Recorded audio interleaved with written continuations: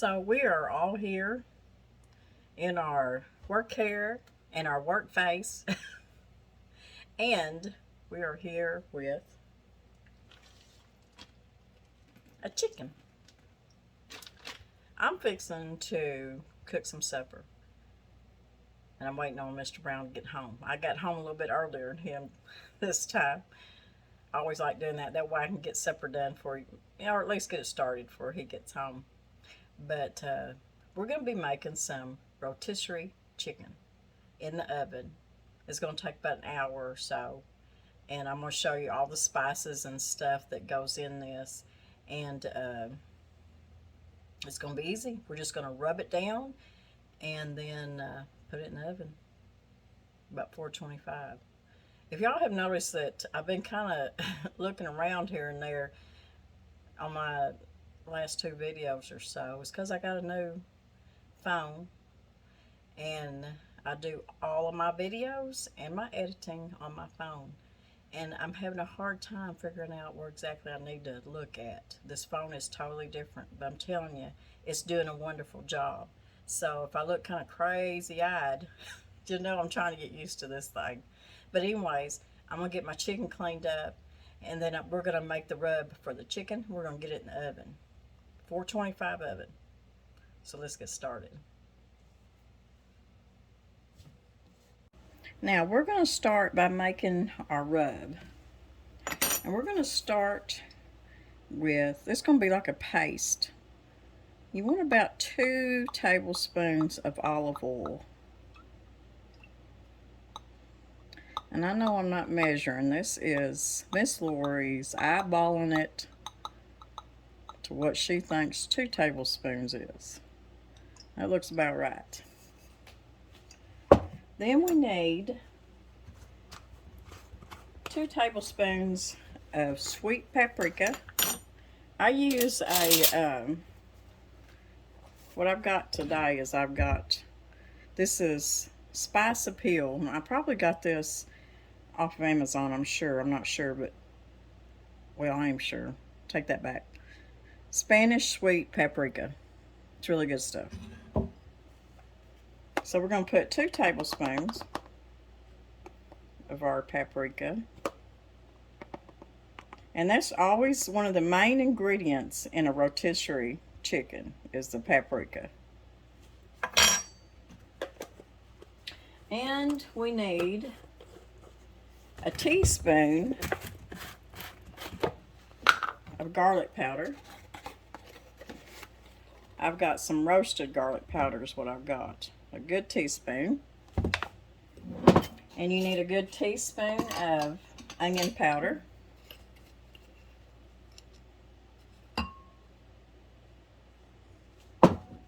And I'm going to put a teaspoon of thyme.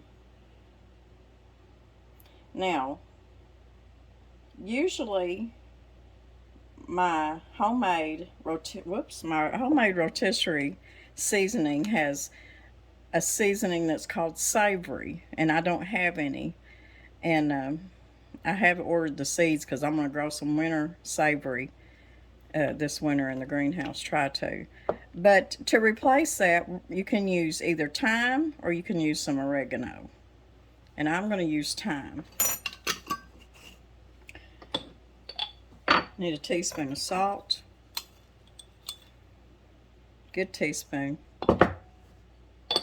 And a teaspoon of black pepper. And that's your rotisserie seasoning. And it's, like I said, you're just going to make a paste with it.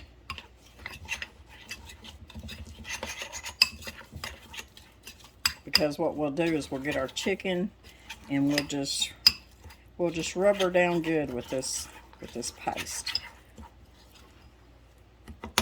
425 oven.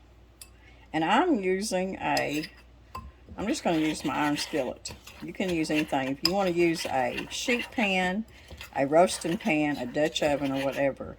When I'm making a rotisserie chicken, I like to use a shallow pan.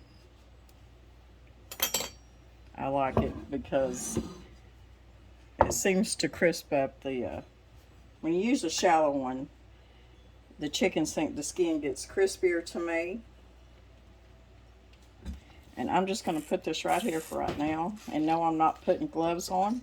I've never wore gloves working with chicken because I'm very careful. I've been cooking chicken for many and many years, and all's good. So I think what I'll do is I'm going to rub his back down first.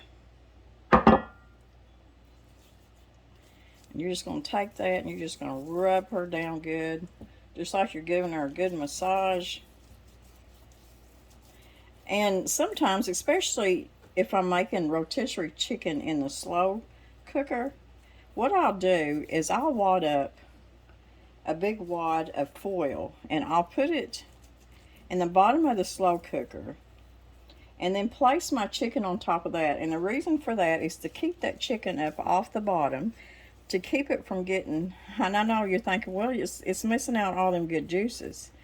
But if you want a really good tasting rotisserie chicken in the slow cooker, that's what you want to do. And then you just want to go in there once more and just kind of baste it, but you don't want to leave it just down in a bunch of broth when you're doing rotisserie chicken.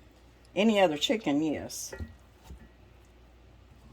So I turned her over, and now I'm just continue to rub all that goodness.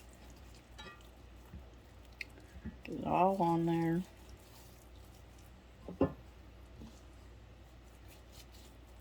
And this is going to take about an hour in the oven.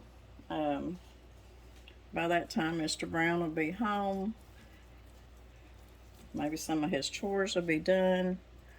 And I think what I'll cook to go with it is maybe some glazed carrots, some of my canned beans. I've got some creamer beans in there.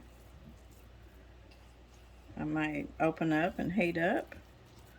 It is a weeknight. We don't need to get too heavy on anything and eat late. So, may eat a salad with it, who knows. So we got her rubbed down.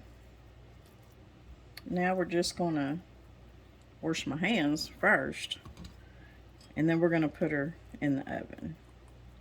Now when I put her in the oven, I'm going to put her in the, I'm gonna move my rack down to the very bottom of the oven. And that's where I'm gonna cook hers, in the very bottom at 425.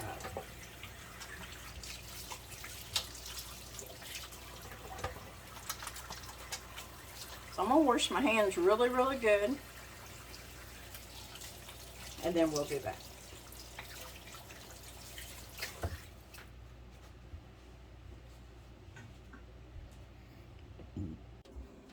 Okay, 425 oven. I'll put my chicken on the very bottom, and I'm going to check it in about an hour.